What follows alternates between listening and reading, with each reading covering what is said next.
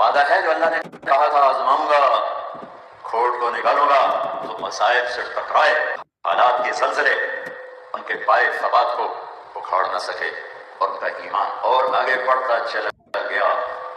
उम्मत हुवज्तबाकुम चुना, हुवज्तबाकुम बने इसराइल पर तौरात उतरी, नहीं माने गए, नहीं माने गए। अल्लाह ने दूर उठा के ऊपर खड़ा कर दिया, सजदे में गिरे।